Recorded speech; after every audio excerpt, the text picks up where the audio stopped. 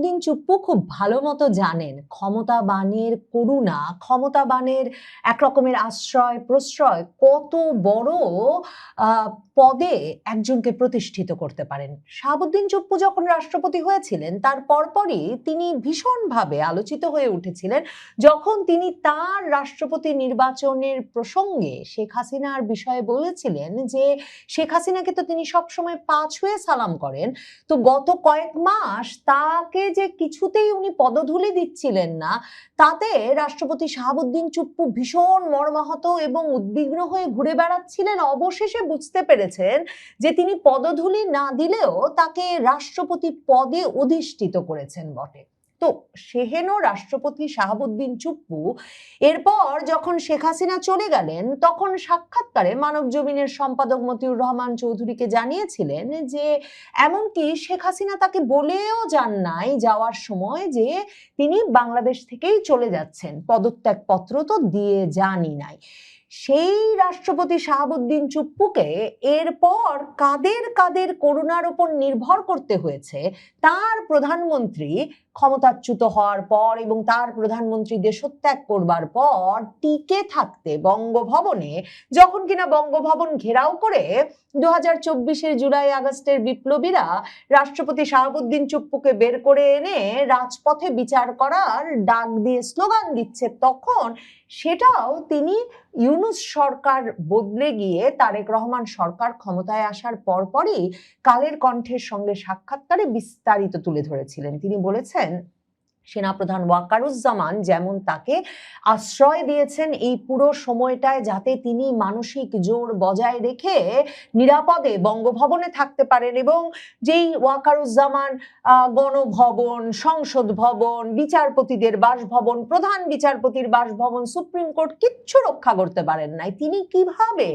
তাকে সশস্ত্র প্রহরায় বঙ্গভবনে আগলে রেখেছিলেন এত মাস, সেটা যেমন রাষ্ট্রপতি শাহাবুদ্দিন চুপ্পু কৃতজ্ঞতার সাথে সাক্ষাৎকারে স্মরণ করেছেন, তেমনি তিনি বলেছিলেন যে তারেক রহমানও তাকে সব সময় ভরসা দিয়েছেন যে তিনি যাতে বঙ্গভবনে টিকে থাকেন এবং সংবিধান এক রকমের ধারাবাহিকতা রক্ষা করেন। মানে ওই সাক্ষাৎকারে স্পষ্ট হয়েছিল যে 2024-এর ওই আগস্টে শেখ হাসিনার সঙ্গে শাহাবুদ্দিন চুপ্পুর যোগাযোগ আর না হলেও তারেক রহমানের সঙ্গে তার যোগাযোগ এরপর থেকে অব্যাহত ছিল এবং এই সকলের করুণা আশ্রয় প্রশ্রয়েই তিনি বঙ্গভবনে দুর্বিষহ জীবন কাটালেও টিকে ছিলেন বটে।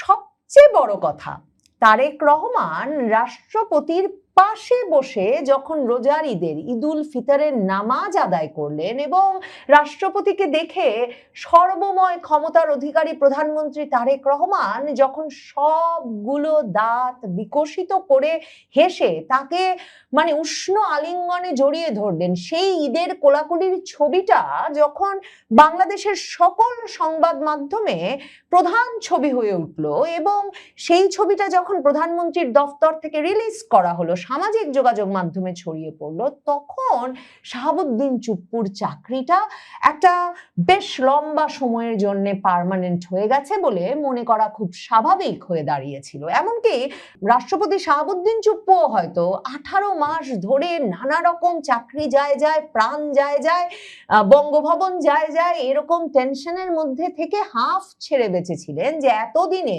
তার যে কেড়ে নেওয়া সম্মান সেটা ফেরত এসেছে। এমনকি ইউনূসের আমলে যে প্রেস টিমটা তার কাছ থেকে কেড়ে নেওয়া হয়েছিল না, তিনি নালিশ করলেন সংবাদ মাধ্যমে জানিয়ে, সেই প্রেস টিমটাও তারেক রহমান ফেরত দিলেন এবং বঙ্গভবনে প্রেসিডেন্টের আয়োজিত যেসব সম্বর্ধনা সভায় বিভিন্ন জাতীয় দিবসে, স্বাধীনতা দিবসে, বিজয় দিবসে, ঈদুল ফিতরে কোনো গুরুত্বপূর্ণ লোক যেতে রাজি হচ্ছিলেন না, যেহেতু ইউনূস আমলে না ইউনূস না তার উপদেষ্টা পরিষদের কেউ তো রাষ্ট্রপতি শাহাবুদ্দিন চুপ্পুর সাথে কোনো সম্পর্ক রাখতেন না, একমাত্র 3 বাহিনী প্রধান সেখানে যেতেন। কাজেই কোনো গুরুত্বপূর্ণ ব্যক্তি সরকারের রাষ্ট্রপতির বঙ্গভবনের সম্বর্ধনা সভাগুলোয় যেতেন না। প্রধানমন্ত্রী তারেক রহমান তাকে এত গুরুত্ব দিচ্ছেন, এটা টের পেয়ে তারেক রহমানের কাছাকাছি হতে চান, ঘনিষ্ঠ হতে চান, বিএনপি সরকারের সঙ্গে মাখামাখি বজায় রাখতে চান বা তাদের সমর্থক হিসেবে নিজেকে পরিচিত করতে চান, এমন সব গুরুত্বপূর্ণ ব্যক্তিদের ভিড় লেগে গিয়েছিল বঙ্গভবনের ঈদ উল ফিতরের সম্বর্ধনা সভাতেও। এমন পরিস্থিতিতে ঈদুল আজহায় এসে শাহাবুদ্দিন চুপ্পুর সেই সুখ শান্তির ঘর একদম ভেঙে পড়েছে। শাহাবুদ্দিন চুপ্পুকে ঈদুল আজহায় তারেক রহমান তার পাশে বসার কোনো সুযোগ দেন নাই। এটা নিশ্চয়ই আমাদের বুঝতে অসুবিধা হয় না যে ঈদের নামাজের ক্ষেত্রেও কাতারে কে কার পাশে বসবেন, কে কোন কাতারে বসবেন, এসব বিষয়ই যখন এতটা রাষ্ট্রীয় গুরুত্বপূর্ণ ব্যক্তিরা একটা নামাজে দাঁড়ান তখন আগে থেকে নির্ধারিত থাকে। যে কারণে ডক্টর মোহাম্মদ ইউনূসের সময় মনে করে দেখেন, ওই যে তিনি যখন জীবনের প্রথম ঈদের নামাজ পড়তে গেলেন ঈদগাহে এবং শাহাবুদ্দিন চুপ্পুকে আটকে রাখলেন বঙ্গভবনে, আমরা দেখলাম তার চেয়ারের পাশে রীতিমতো জুস, পানির বোতল সবকিছু এমনকি সাজানো আছে। ঈদুল ফিতরে ইউনূস সাহেব আর জায়গা পেলেন না ঈদগাহের নামাজে। শাহাবুদ্দিন চুপ্পু বঙ্গভবন থেকে বেরিয়ে এলেন, প্রধানমন্ত্রীর সঙ্গে নামাজ পড়ার সুযোগ পাবেন। অথচ ঈদুল আজহায় কোরবানির ঈদের দিনে এসে নামাজে যখন শাহাবুদ্দিন চুপ্পু গেলেন, তিনি গিয়ে দেখলেন প্রধানমন্ত্রী তারেক রহমান নামাজে ওই কাতারে তার 3 জন পরে দাঁড়াচ্ছেন এবং প্রধানমন্ত্রী তারেক রহমান না শাহাবুদ্দিন চুপ্পুর সঙ্গে কোলাকুলির কোনো ফটো সেশন করলেন, না তাকে উষ্ণ আন্তরিক অভিবাদন জানালেন, তার কোনো ফটো হলো না, প্রধানমন্ত্রীর দফতর থেকে এমন কোনো ছবি ছাড়া হলো।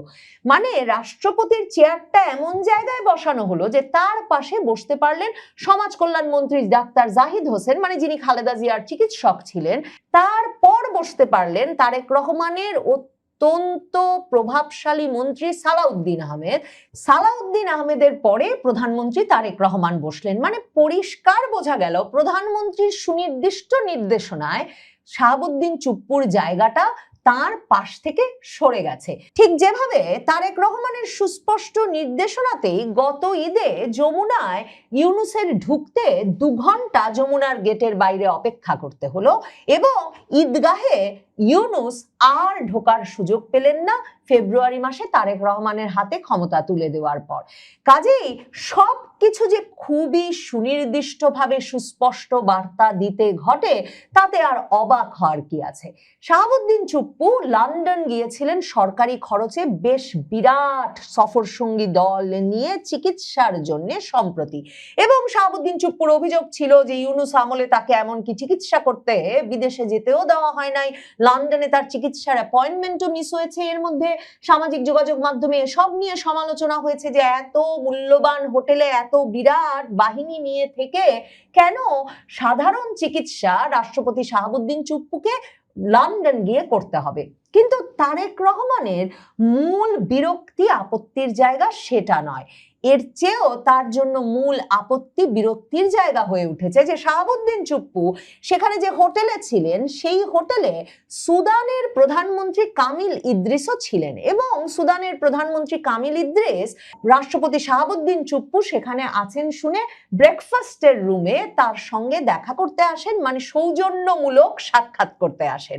সৌজন্য সাক্ষাৎ আর সৌজন্যমূলক সাক্ষাতের বিষয়টা কিছুটা আলাদা, কিন্তু রাষ্ট্রপতি শাহাবুদ্দিন চুপ্পুর প্রেস টিম তাদের ছবি, মানে সুদানের এই প্রধানমন্ত্রীর সঙ্গে রাষ্ট্রপতি শাহাবুদ্দিন চুপ্পুর ছবি সংবাদ মাধ্যমে পাঠিয়ে খবর ছাপিয়ে দেয় যে সুদানের প্রধানমন্ত্রী কামিল ইদ্রিস রাষ্ট্রপতি শাহাবুদ্দিন চুপ্পুর সঙ্গে তিনি একই হোটেলে আছেন শুনে সৌজন্য সাক্ষাৎ করেছেন এবং জাতিসংঘে বাংলাদেশের শান্তিরক্ষী মিশন সহ নানা গুরুত্বপূর্ণ বিষয়ে আলাপ করেছেন।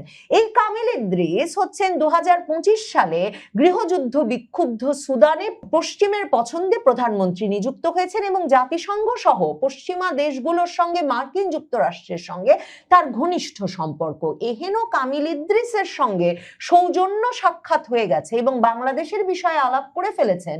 প্রেস টিমের এ ধরনের বাড়াবাড়ি বিজ্ঞপ্তি তারেক রহমান একটুও পছন্দ করেন নাই।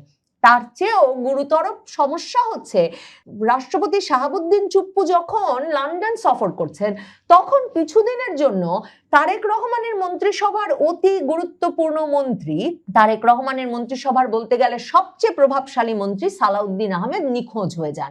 তখন বাংলাদেশের টাইমস অফ বাংলাদেশ সংবাদপত্রটি সহ বিভিন্ন সংবাদপত্র এবং সামাজিক যোগাযোগ মাধ্যমে আলোচনা হয় যে সালাউদ্দিন আহমেদ কই গেলেন, এবং টাইমস অফ বাংলাদেশ সালাউদ্দিন আহমেদের দপ্তরে খোঁজ করলেও তারা বলতে রাজি হন না যে তিনি ঠিক কোথায় গেছেন।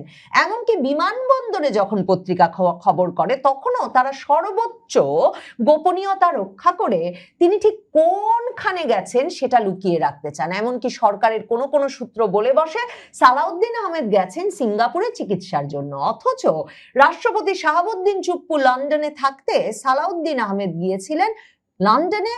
এবং এমন খবরও তখন সামাজিক যোগাযোগ মাধ্যমে ছড়িয়ে পড়ে যে লন্ডনে বাংলাদেশ দূতাবাসের আয়োজনে এক নৈশভোজে রাষ্ট্রপতি শাহাবুদ্দিন চুপ্পু এবং প্রভাবশালী মন্ত্রী সালাউদ্দিন আহমেদের মধ্যে বৈঠকের ব্যবস্থা হয়েছে।